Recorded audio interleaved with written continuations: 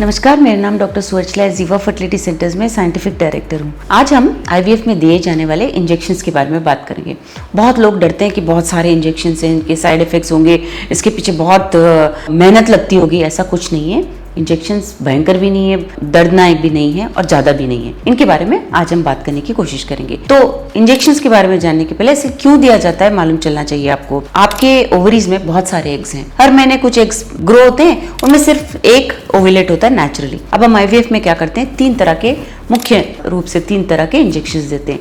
एक तो है गोनाडोट्रोपिन्स, इसमें follicle stimulating hormone, luteinizing hormone, ये सब आते हैं। सो ये इंजेक्शंस बहुत अच्छे क्वालिटी के होते हैं। जो हार्मोन आपका ब्रेन ऑलरेडी प्रोड्यूस कर रहा है एग को ग्रो करने के लिए, हम वो अधिक मात्रा में बाहर से दे रहे हैं। क्यों दे रहे हैं? जो एग्स बढ़ रहे हैं इस महीने, सारे एग्स को बढ़ाएंगे और सारे एग्स बाहर लाएंगे। इसका मतलब डोज ज्यादा देने की वजह से ज्यादा एग्स आएंगे। ज्यादा एग्स का मतलब है कि एम्ब्रियोज ज्यादा बनेंगे और सिलेक्शन अच्छा रहेगा। सो ये इस उद्देश्य से ये गोनाडोट्रोपिन्स दिए जाते हैं।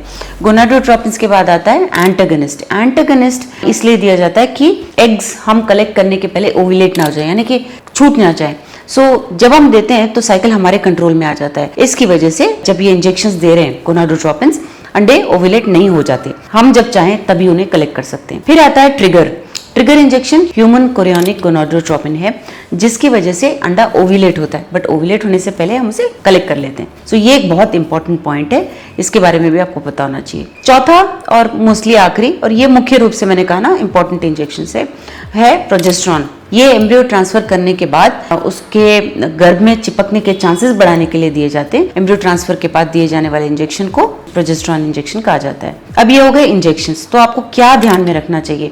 सबसे पहले तो जब आपके डॉक्टर जो डोज दे रहे हैं वो लीजिए, जिस टाइम पे बोल रहे हैं उस टाइम पे लीजिए, या आप ही डिसाइड कर सकते हो किस टाइम पे, पर ज्यादा गैप मत रखिए अगले डोज के लिए। 10 दिन के लिए दिए जाते हैं इंजेक्शन, 8 से 10 दिन, तो ज्यादा गैप मत रखिए। 6-6 घंटे का गैप मत रखिए। आज अगर आपने 10 बजे लिया तो 9 बजे या 11 बजे अगले दिन रह सकते हो, लेकिन ज्यादा बड़ा गैप मत रखिए। इससे रिस्पॉन्स अच्छा आता है अगर आप टाइम मेंटेन करें। उसके बाद अधिकतर इंजेक्शंस को कोल्ड चेन में रखना चाहिए, ना कि फ्रिज में एक टेम्परेचर पे मेंटेन करना चाहिए। वो भी फॉलो कीजिए। अगर ये टेम्परेचर फॉलो नहीं होता है, इंजेक्शन का असर नहीं होता है। तो आप चाहे 10 दिन ले लो, 12 दिन ले लो, कोई रिस्पॉन्स नहीं आएगा। इसलिए बहुत जरूरी है, अगर आप कर सकते हो तो हॉस्पिटल जाके इंजेक्शन लीजिए जहां से आप आईवीएफ करा रहे हो। नहीं तो अगर आप अपने घर में रख रहे हो तो जरूर आपको जनरेटर बैकअप, यूपीएस बैकअप होना चाहिए रेफ्रिजरेटर को। और जो देने वाला है उसको भी पता होना चाहिए। थोड़े इंजेक्शन स्किन के नीचे, थोड़े इंजेक्शन मसल में देते हैं, तो ये ध्यान रखिएगा। और एक बात, जब आप इंजेक्शन लेते हो, जो भी आपको इंस्ट्रक्शंस दिए गए हैं, जैसे कि पानी ज्यादा पीजिए, थोड़ा स्ट्रेस फ्री रहिए, ये सब भी आपको अवश्य मानना चाहिए। इससे आपका सक्सेस रेट अच्छा होगा, आपका रिजल्ट पॉजिटिव आने के चांसेस ज्यादा होते हैं। ये नहीं है कि आप ऐसा करोगे तो सक्सेस आ जाएगा। बहुत सारे फैक्टर्स हैं सक्सेस के लिए, लेकिन अगर आप ये सब कर पाते हो तो थोड़ा स्ट्रेस फ्री रहोगे। सब कुछ अगर आप प्रोटोकॉल के मुताबिक करोगे तो सक्सेस रेट अच्छा रहेगा। इसके बारे में और जानकारी के लिए अवश्य जीवा फर्टिलिटी सेंटर्स आएं।